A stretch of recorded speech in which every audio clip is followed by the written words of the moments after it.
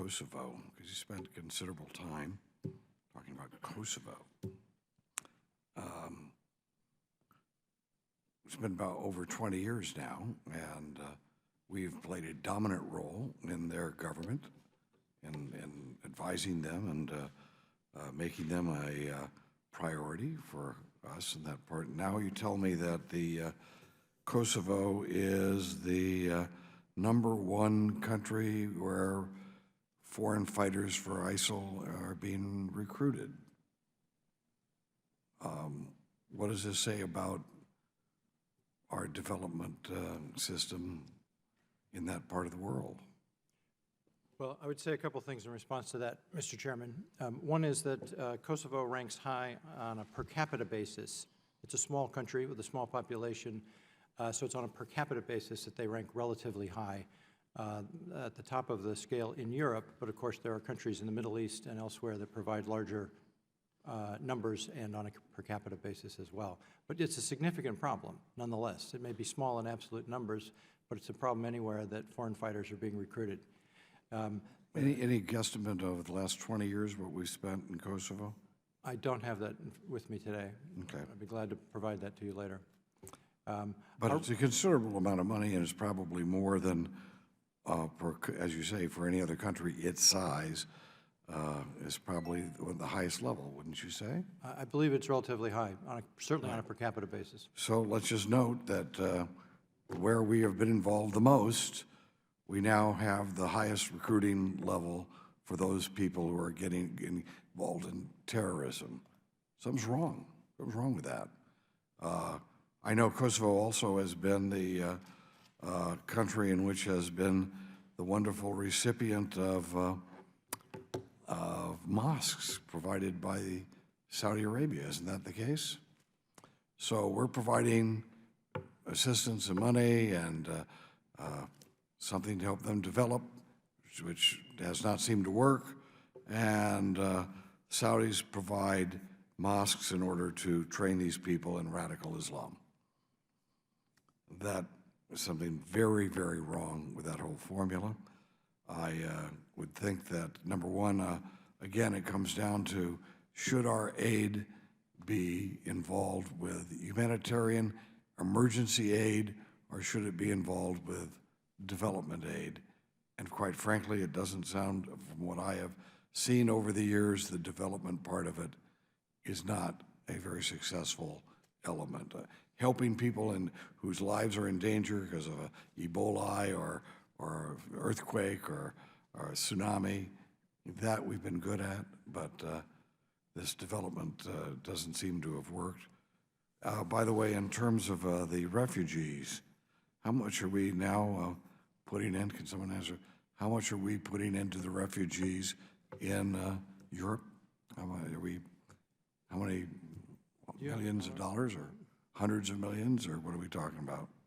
Actually, Mr. Chairman, if I could also add, go back just briefly, if you Sure. permit me, to Kosovo and specifically our support. I will say that we are making progress, and many of the Balkan countries that do have foreign fighter challenges are taking on, are building countering violence extremism strategies, and they have started to take and enact some legislation.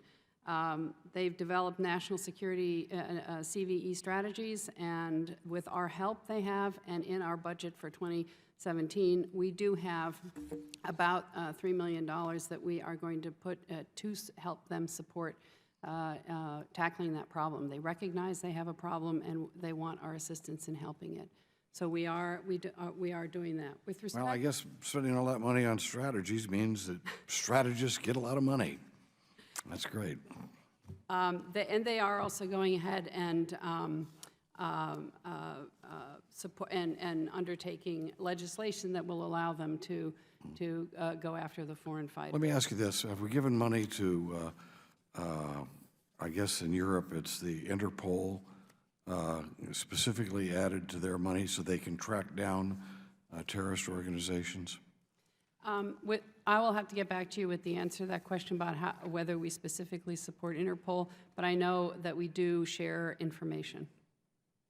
Yeah, it would seem to me that the development strategies that we've had in Kosovo, if you look at that, have not worked. We visited Kosovo last year. The young people continue to be unemployed with no hope of new jobs, and we end up with all of these mosques.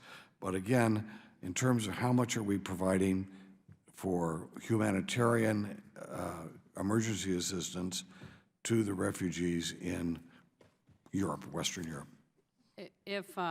If you may, we have at this point provided to UNHCR for humanitarian assistance to Greece, Western Turkey, and the Balkans.